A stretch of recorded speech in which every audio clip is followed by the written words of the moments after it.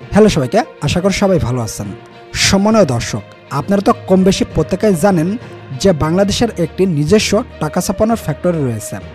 তাহলে কেন ডক্টর মোহাম্মদ ইউনূস ইচ্ছামতো টাকা ছাপিয়ে বাংলাদেশের সমস্ত ঋণ পরিশোধ করে ফেলতেছে না? ইচ্ছামতো টাকা ছাপিয়ে তো দরিদ্র অসহায় মানুষদেরকে সাহায্য করা যায়, বাংলাদেশকে তো ইউরোপ আমেরিকার মতো ধনী করে ফেলা যায়, তাহলে কেন করতেছে না? পুরাতন টাকা থেকে কেন বঙ্গবন্ধু শেখ মুজিবের ছবি বাদ দেওয়া যাচ্ছে না? এর পিছনে আসল কারণ কি, সেটা যদি আপনি জানেন তাহলে আপনি রীতিমতো অবাক হয়ে যাবেন। সম্মানীয় দর্শক, ডক্টর মোহাম্মদ ইউনূস মন চাইলেই তার ইচ্ছামতো যত খুশি তত টাকা ছাপাতে পারে। তবে ইচ্ছামতো টাকা ছাপালে এর বিপরীতে কি হতে পারে, আগে চলুন সেটা জেনে নিই। সম্মানীয় দর্শক, বাংলাদেশের যেখানে টাকা তৈরি করা হয় তার ডাকনাম হলো টাকশাল, যার ইংরেজি নাম হচ্ছে the security corporation of limited. এটি বাংলাদেশের গাজীপুর জেলাতে অবস্থিত। এই টাকশালটি প্রতিষ্ঠিত হয় 1989 সালে। সমগ্র পৃথিবীতে 200টিরও বেশি দেশ থাকলেও টাকা ছাপানোর ফ্যাক্টরি আছে মাত্র 65টি দেশে, যার মধ্যে বাংলাদেশের একটি। যে কোনো দেশের টাকা ছাপানোর দায়িত্বটি পালন করে থাকে ওই দেশের কেন্দ্রীয় ব্যাংক। যেমন বাংলাদেশের কেন্দ্রীয় ব্যাংক হচ্ছে বাংলাদেশ ব্যাংক। এখন অনেকের মনেই প্রশ্ন জাগতে পারে, তাহলে বাংলাদেশ ব্যাংক কিসের ভিত্তিতে টাকা তৈরি করে? তারা কি যত খুশি তত মন চাইলেই টাকা তৈরি করে থাকে? আসলে না, বাংলাদেশ ব্যাংক কোনো না কোনো অ্যাসেটের বিপরীতে টাকা তৈরি করে থাকে। যেমন রেমিটেন্স হিসেবে যখন দেশে ডলার আসে তখন ওই ডলারের সমতুল্য টাকা তৈরি করে থাকে। এছাড়াও দেশের উৎপাদন এবং সম্পদ যদি বৃদ্ধি পায় তাহলে ওই সম্পদের বাজার মূল্য যেমনটা হয় ওই তুলনায় টাকা তৈরি করে থাকে। এর বেশিও নয় আবার কমও নয়। এর বেশি করলেই হয় সমস্যা, দেশের অর্থনৈতিক ভারসাম্য হারাতে শুরু করে। এই সম্পূর্ণ বিষয়টিকে আরও যদি আপনি সহজভাবে বুঝতে চান তাহলে ধরুন একটি দেশে 4 জন লোক বাস করে। এই 4 জনের মধ্যে প্রথম জনের কাছে আছে 50 টাকা, দ্বিতীয় জনের কাছে আছে 150 টাকা, তৃতীয় জনের কাছে আছে 200 টাকা এবং চতুর্থ জনের কাছে আছে 100 টাকা।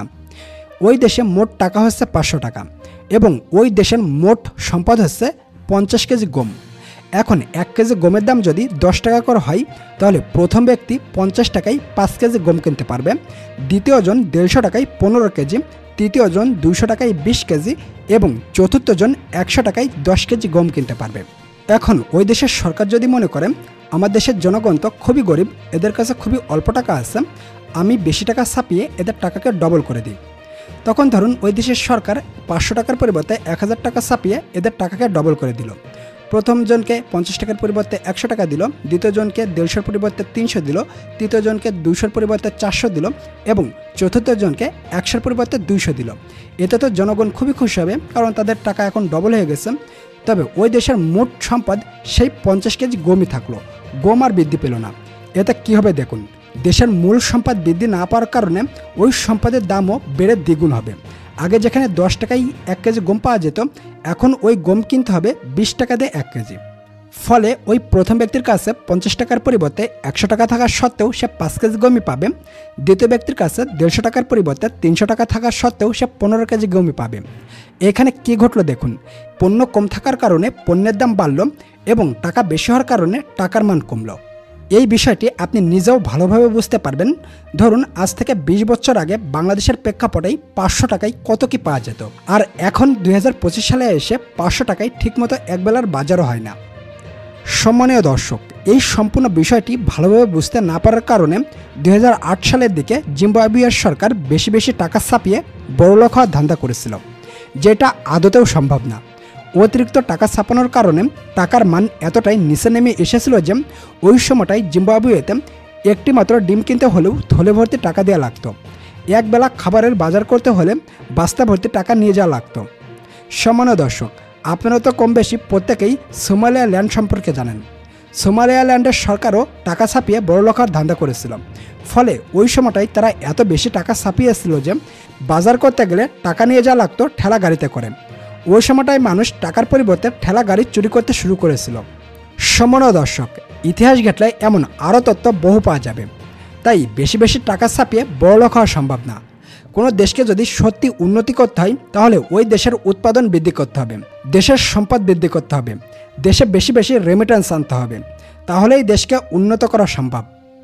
সম্মানীয় দর্শক, আপনারা অনেকেই প্রশ্ন করেছেন পুরাতন টাকা থেকে কেন শেখ মুজিবের ছবি সরিয়ে ফেলা হচ্ছে না। দেখুন, যে সমস্ত টাকা অলরেডি তৈরি করা হয়ে গিয়েছে এই সমস্ত টাকা থেকে শেখ মুজিবের ছবি সরিয়ে ফেলা সম্ভব নয়, কারণ এই সমস্ত টাকা তৈরি করতে বিপুল পরিমাণ অর্থ খরচ করা হয়েছে। এবং আপনারা যেমনটা জানেন, মার্কেটে বলো সব শেখ মুজিবের ছবিওয়ালা টাকাই। তাই আস্তে আস্তে মার্কেট থেকে ব্যাংকিং চ্যানেলের মাধ্যমে পুরাতন টাকাগুলো তুলে নেওয়া হবে এবং নতুন যে টাকাগুলো তৈরি করা হবে তাতে কোনো শেখ মুজিবের ছবি থাকবে না। আর এটি 2-1 দিনের ব্যাপার নয়, এটি দীর্ঘ সময়ের ব্যাপার। তো সম্মানীয় দর্শক, আজকের ভিডিওটা কেমন লাগলো অবশ্যই কমেন্ট করে জানাবেন। ধন্যবাদ সবাইকে।